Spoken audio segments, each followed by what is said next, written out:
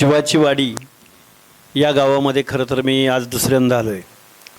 याच्या अगोदरही या गावामध्ये कार्यक्रम झालेला आहे आणि आज कार्यक्रम खरं तर हा कार्यक्रम चळवळीचा कार्यक्रम नाही, राजकीय कार्यक्रम नाही, कुठल्या पक्षाचा कार्यक्रम नाही, तर हा कार्यक्रम आहे दैवशाला चौरे आणि वडील हनुमंत चौरे यांच्या 4 मुलींनी पोलीसमध्ये जाण्याचा जो एक पराक्रमच म्हणेन मी.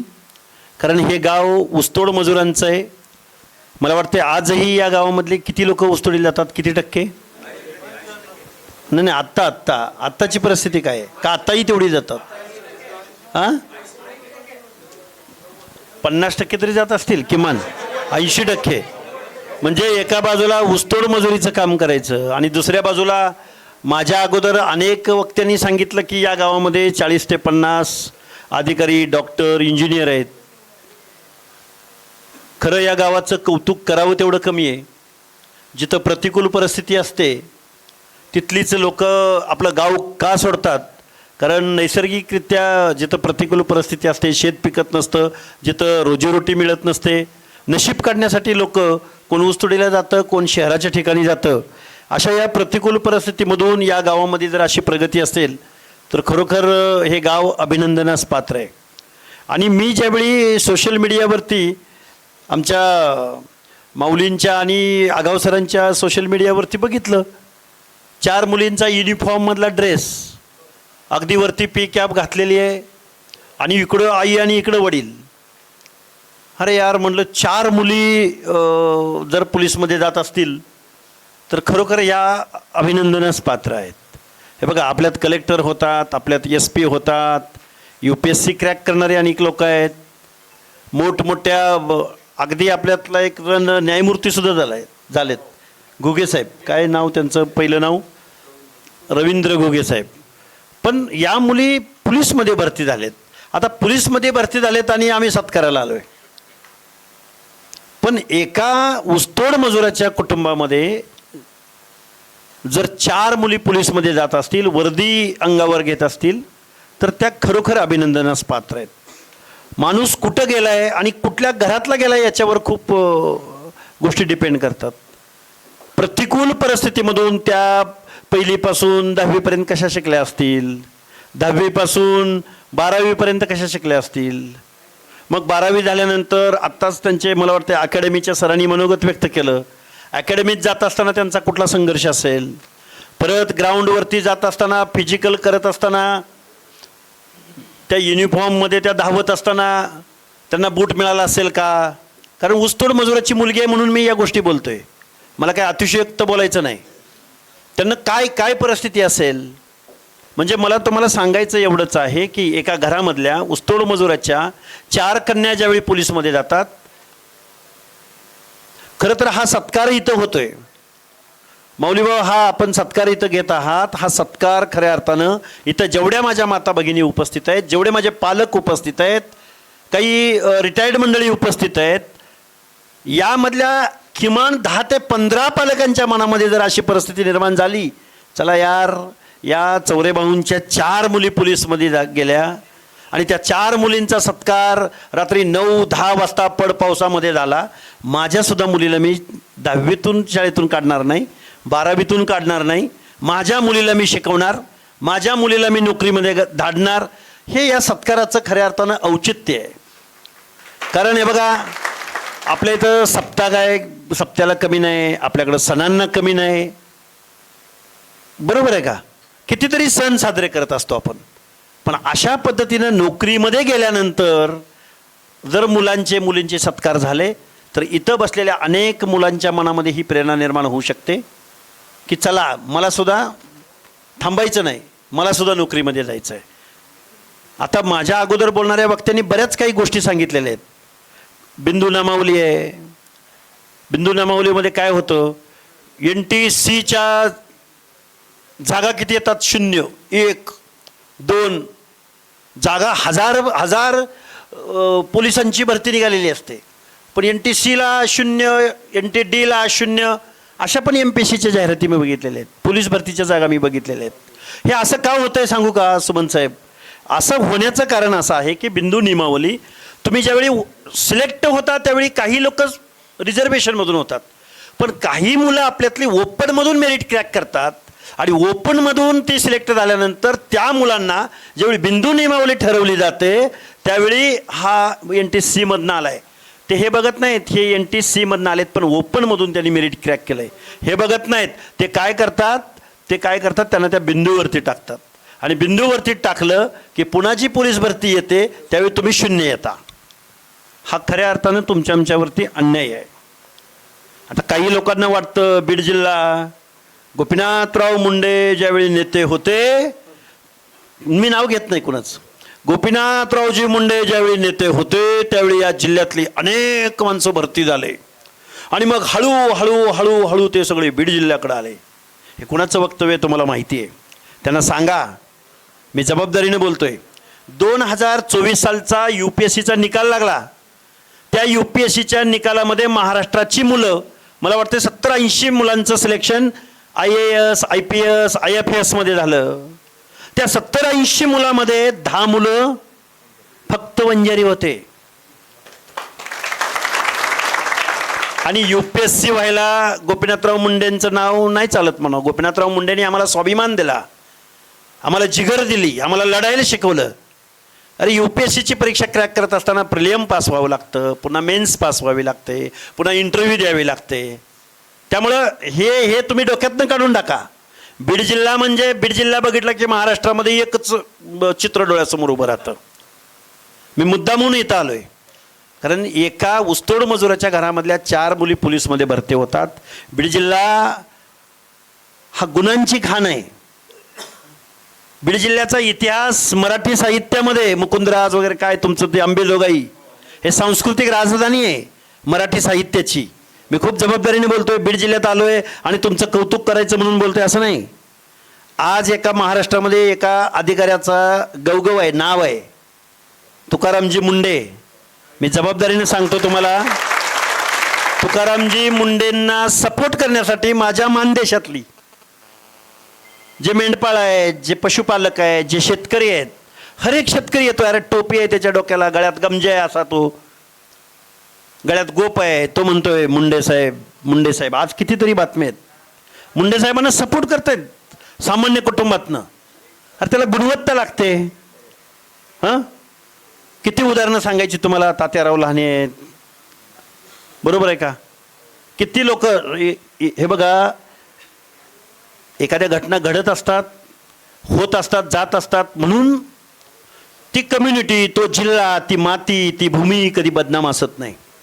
आता मी आज इथं तुमच्या कार्यक्रमाला आलोय. मी दुपारी एक कार्यक्रम अटेंड केला गणेशवाडी म्हणून. मी खूप जबाबदारीने वास्तव आणि प्रॉपर तुम्हाला सांगतो. गणेशवाडी म्हणून गाव आहे, ती गणेशवाडी कर्जत तालुक्यामध्ये. त्या कार्यक्रमाला विधान परिषदेचे सभापती प्राध्यापक राम शिंदे साहेब सुद्धा उपस्थित होते. त्या गणेशवाडीमध्ये आलो. गणेशवाडी गाव हे 100% धनगर समाजाचं गाव आणि तिथं कार्यक्रम होता दुपारी. आणि कार्यक्रम काय होता साहेब सांगू का, आगाव सर आणि केदार साहेब? तिथं कार्यक्रम असा होता की 18 वर्षाखालील मुलांच्या कुस्तीच्या स्पर्धा होत्या. मी काय बोललो तुम्हाला? आखाडा होता, तांबडी माती होती, माणसं रांगडी, माणसं पशुपालक, माणसं मेंढपाळाची, गाव धनगराचं. पण तिथं आखाडा कशाचा होता? 18 वर्षाखालील मुलांच्या कुस्तीच्या स्पर्धा. हे मी तुम्हाला का सांगतोय? कारण ह्या गोष्टींना वावच कधी या महाराष्ट्राच्या व्यापक व्यासपीठावर मिळाला नाही. त्या गावामधलं मग मी त्यांना विचारलं तिथं, तुम्ही 18 वर्षाखालीलच मुलांचं, कारण हीच मुलं उद्या ऑलिम्पिकला जाणार आहेत, हीच मुलं उद्या महाराष्ट्राच्या स्तरावर लढणार आहेत, हीच मुलं अनेक नोकऱ्यांमध्ये जाणार आहेत. मी त्यांचं विशेष कौतुक केलं. त्या गावामध्ये पारंपरिक तालीम आहे. शिंदे सरांना म्हटलं, साहेब आपल्याला यांना अत्याधुनिक पद्धतीनं तुम्ही सगळं क्रीडा क्षेत्र कोणाच्या हवाली केलं आहे. आता खरं तर हे राजकीय व्यासपीठ नाही. खो खो संघाचा अध्यक्ष कोण आहेत तुम्हाला माहिती आहे, कबड्डी संघाचा अध्यक्ष कोण आहेत तुम्हाला माहिती आहे, कुस्ती संघाचा अध्यक्ष कोण आहेत तुम्हाला माहिती आहे, महाराष्ट्र क्रिकेट बोर्डाचा अध्यक्ष कोण आहेत तुम्हाला माहिती आहे. काय झालंय, तुम्ही आम्ही सगळी माणसं. आत्ताच मी अजून एक तुम्हाला एका गोष्टीकडे लक्ष वेधू इच्छितो तुमचं. आज महाराष्ट्र शासनाने एक निर्णय घेतला. दस साहेब डाकणे सर काय निर्णय घेतला माहिती आहे का? आज महाराष्ट्र शासनाने एक निर्णय घेतला की जैन समाजासाठी आम्ही 12 शहरामध्ये वसतिगृह उभी करत आहोत.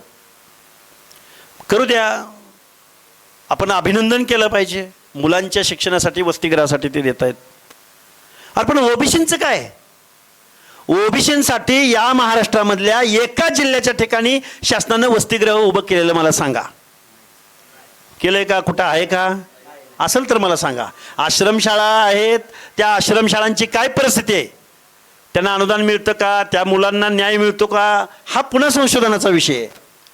माझी तुम्हाला हात जोडून विनंती अशी आहे की आज जीवाची वाडी या गावामधल्या या 4 भगिनी आणि त्यांच्याच घरामधली 2 मुलं म्हणजे 6 मुलांचा आपण इथं सत्कार केलाय. आणि या 6 मुलांचा सत्कार करत असताना मी तुम्हाला जबाबदारीनं सांगेन, सर तुमची अकॅडमी आहे कुठं? अंबेजोगाईला.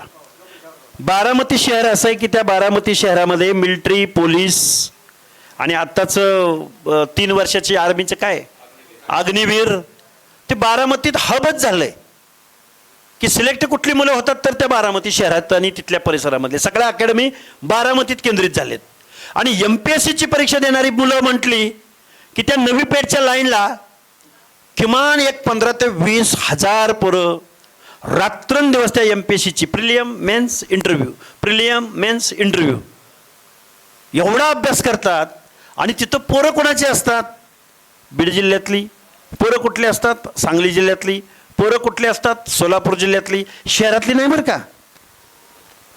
ऊसाचा बेल्ट असणाऱ्या, इरिगेटेड असलेल्या, नदीच्या काठाला गावं असणाऱ्या सरदार, वतनदार, जागीरदार त्यांची पोरं नाहीत. मेंढपाळाची पोरं, ऊसतोड मजुराची पोरं, शेतकऱ्याची पोरं, गरिबीनं गांजलेली, पिचलेली ती पोरं तिथं MPSCला येतात. हे मी खूप वास्तव म्हणतोय.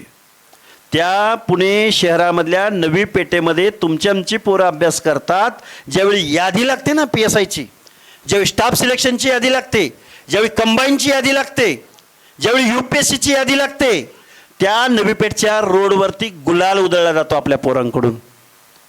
हे मी तुम्हाला का सांगतोय? खूप जबाबदारीने सांगतोय. जीवाची वाडीमध्ये जर मुलं अशा पद्धतीने शिक्षण घेणार असतील, अशा पद्धतीने सिलेक्ट होणार असतील, अरे प्रतिकूल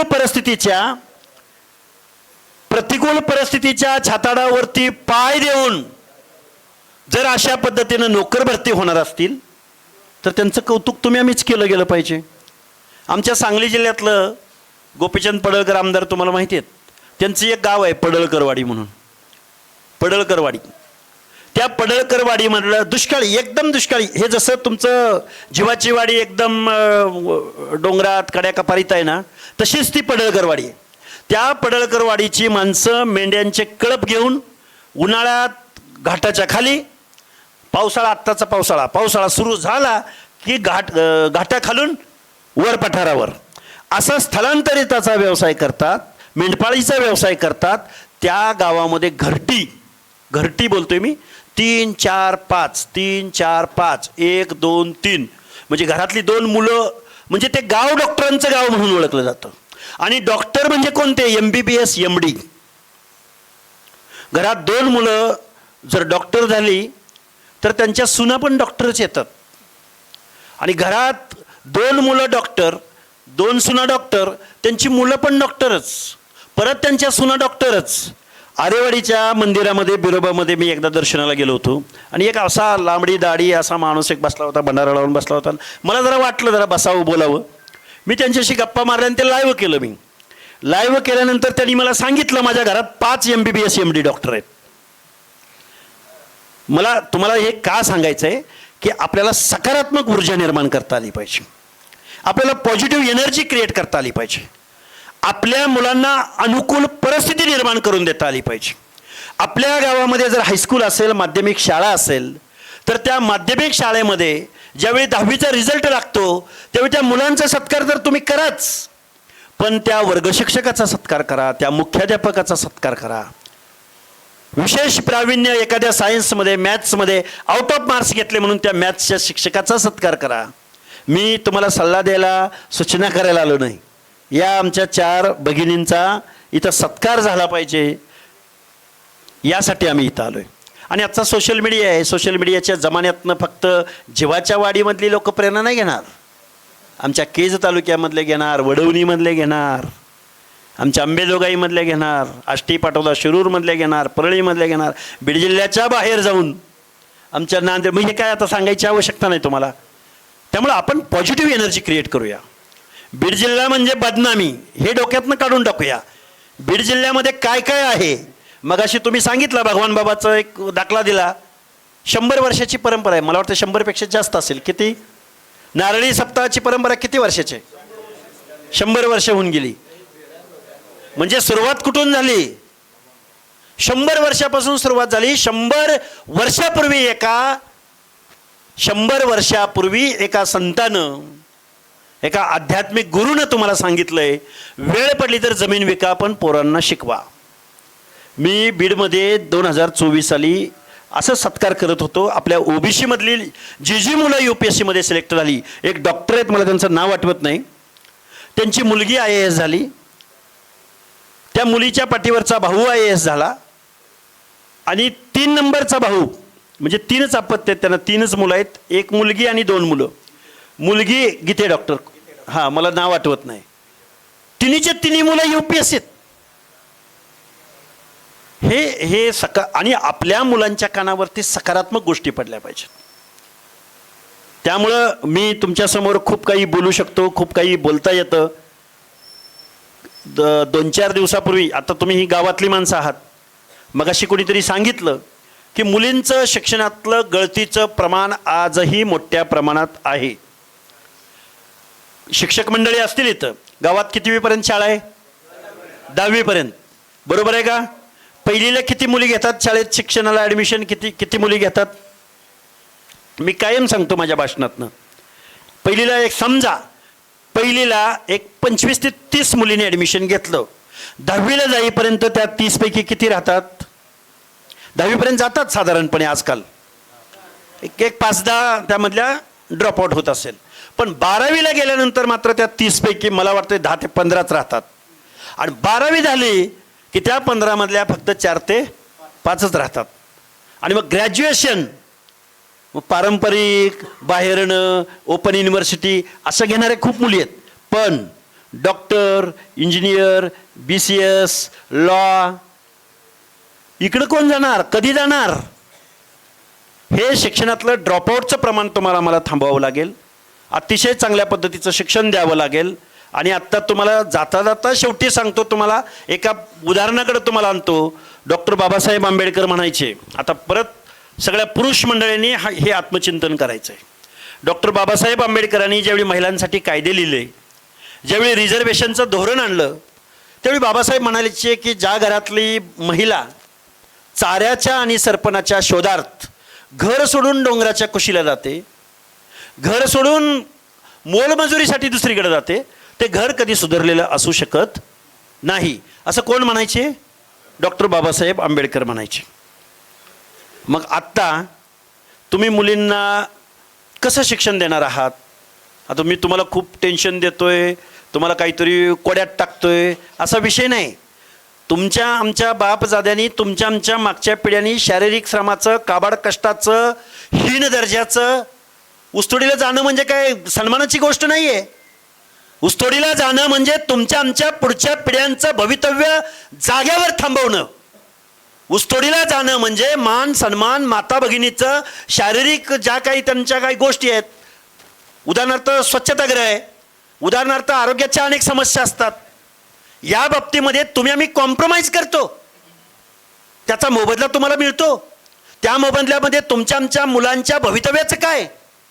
म्हणून मी तुम्हाला इथं येण्याचं कारण असं आहे की ज्या चौरे कुटुंबियामध्ये 4 मुली हातामध्ये कोयता घेऊन ऊसतोडी करणं, तर मी स्वतः ऊस तोडलाय. मी मोघम सांगत नाही माझ्या आईवडिलांना, कुणालाही कधी तुम्ही फोन करा. आम्ही उन्हाळ्याच्या सुट्टीमध्ये उसाला जायचो. मी फर्ग्युसनला, मी विलिंग्डनला शिकलो. कसं शिकलो? मला काय डॉक्टर इंजिनियर नाही होता आलं, पण मला समाजाच्या गोष्टी कळाल्या. आम्ही पारंपरिक एज्युकेशनच घेत गेलो. विलिंग्डनला शिकलो, पुन्हा फर्ग्युसनला शिकलो, आणि तिथंच मी जॉईन झालो. पण जॉईन झाल्यानंतरही आमचे आईवडील ऊसतोडीला त्या पंचगंगेच्या काठावरती दानवाड, बोलवाड, कागवाड या भागामध्ये होते. तिथं सगळे जैन कुटुंबीय, त्या सांगलीच्या आणि कोल्हापूरच्या मध्ये जैन समाजाची गाव आहेत. ते म्हणायचे, आमचे आईवडील म्हणायचे, आमचा मुलगा, त्यांना काय माहिती लेक्चरर किंवा सिनियर लेक्चरर किंवा ज्युनियर लेक्चरर, ते म्हणायचे आमचा मुलगा प्रोफेसर झाला आहे. ते म्हणायचे तुमचा मुलगा प्रोफेसर आहे, तुम्ही काय करताय, ऊस तोडताय. म्हणजे ते हे त्यांना खरं नाही वाटायचं. मी तुम्हाला हे का सांगतोय, प्रतिकूल परिस्थितीमध्ये आणि उपाशीपोटीच या गोष्टी घडतात हो. त्यामुळं मला तुम्हाला एकच सांगायचं आहे, रिझर्वेशन हे धोरण असलंच पाहिजे, रिझर्वेशनचा फायदा घेतलाच पाहिजे. पण रिझर्वेशनच्या पलीकडे जाऊन, आता मला इथल्या बाबांनी सांगितलं की 2 मुली ओपनमधून सिलेक्ट झाल्या.